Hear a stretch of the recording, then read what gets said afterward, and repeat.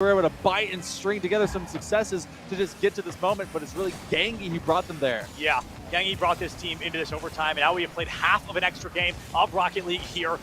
And I'm starting to wonder if this is going to be a detriment towards these teams later down the line. We may have to go all the way to Game 5, and if they're playing kind of a bonus Game 6, that's pretty detrimental, all things considered. But Gangi just can't seal the deal quite yet. It will be boxed away, and JT Williams thanking their lucky stars that the crossbar was there in time. Oh, that was also the nerves of Grassy. You saw That's Nutella that was able to commit, and then Grassy that just hung out at the low side of the near side post, and Gangi was hoping they would jump initially for the try. That's going to be a shot on target. Grassy with a bump, Grassy with open space, and Grassy with the win! Yes! JT Williams, 4-3 at the 2:37 mark in OT. 4-3 halfway into a next game, and I do want to note that was Grassy's 15th goal today. That is the 15th goal we've seen from Grassy on the board so far, and that is the second win we've seen in this series, which means JT Williams is on series point, technically tournament point for this weekend to solidify their spot in the top 4. Look at the possession, 162 to 101. Dang. That is a massive differential. It was Havelock that was holding down JT Williams. 30 shots between both these teams, 18 saves and 6 demos. It was a fist fight, but it was Havelock that came up massive. Even after that big timeout we had to be able to take kind of the tech difficulty, they still had Gangi just keyed up. But it can't just be Gangi. It's got to be the whole squad. It can't just be Gangi. It can't just be Gangi. It can't just be Grassy. It can't just be Nutella. It's got to be somebody's entire team across the board here. And as we go into our fourth and possibly final game, you've got to assume all of these players are playing their absolute hearts out 200% because it is now or never. It is do or die. It is survive or thrive. That's the same thing, but it is important. That is the important part. This is going to be a barn burner series to close us out. And let's see if it does close us out or if we hit that 5th game. JT Williams, they've been to the top of the mountain before. They didn't come away with the big win last time around, but they're trying to get it at least to the top 4. They have to go through Havelock, who has been a very stingy foe. But we have to remember, it was 3-0, and then JT Williams started to disintegrate, and even if we had a kind of a short reset, it was Gangi who came alive. We're going to be going to game number 4. This is where you cannot fall into that same deficit. No more mistakes. If you are Chiladas, Chicken, and Gangi, you better be hitting the same way you were in game 1. And this is exactly what I talked about earlier, right? We've hit the caliber of play where it's no longer macro mistakes. No. You slip up one time for 1 second, that could be a goal against you. And that goal, as we saw in overtime, could be the deciding goal. Every single choice you make has to be critical. It has to be pivotal, and it has to be perfect because the first player to slip up is likely the first player to lose. And Grassy was able to get not just a bump on that play as he took out the midfield man, but able to just outpace with just the slightest bit of boost difference and then pinching it into the near side post to be able to get that win. So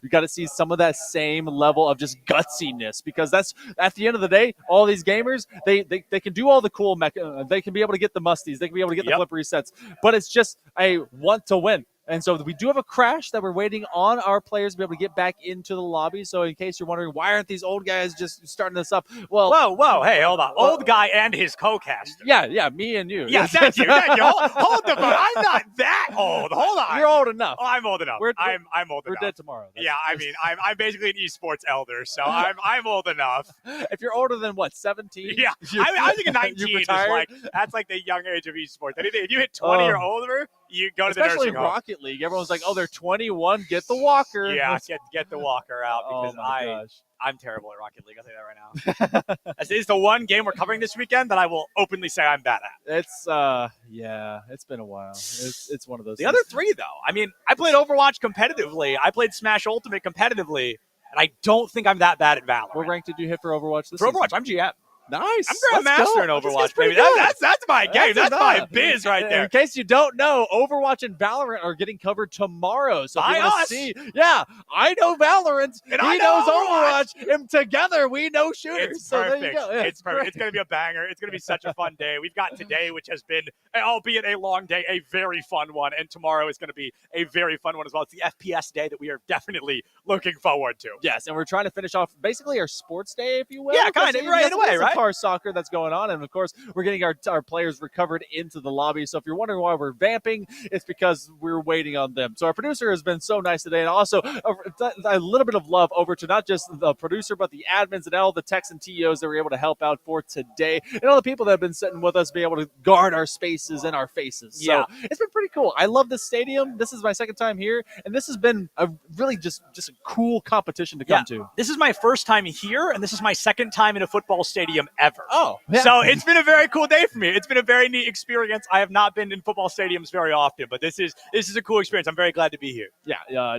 we're not going to speak about the one that's FedEx Field. I spoke about it, but it's there. You go. Nice. Nice. They're trying to make a new stadium, so this one's pretty banger. So this is a cool stadium. All right, so let's see. We're just simply waiting for all players to get in. I'm actually going to look over our players. Here, while you look over, I'll talk about how many points everyone has. Yeah, how many? Because I've been keeping a really show close the notes. tally on it. Okay, so I'm going to show everyone my notes. Nobody's allowed to laugh at me. So these are my notes. So I've been taking notes all day. It's about 11 pages of notes. And this is every team we've seen, every player we've seen, how many points each player has scored, et cetera, et cetera. So far we are looking at, on the side of JT Williams, they have scored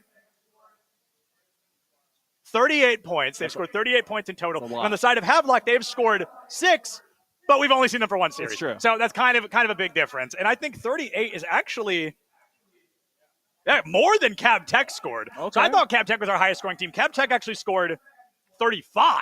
Wow. So already we're seeing JT Williams with 38 points on board. So this is a very dominant team. It's a very performative team, very explosive team. But unfortunately, my biggest concern, I told production, I was like, I would feel bad if these guys got stuck in a break between games, and then that happened anyway. The break between games.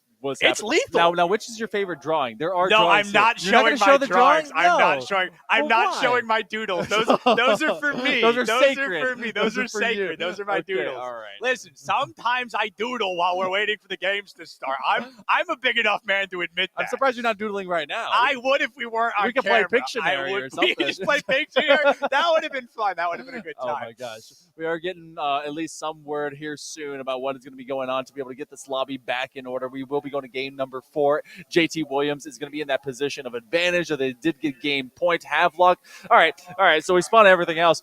Havelock now, they're down a game. Yeah. They're on match point against them. How do you just kind of keep everyone calm? You're obviously really good at Overwatch, but how do we be able to get to that margin of difference for the coaching, for the teachers? How do you keep in that?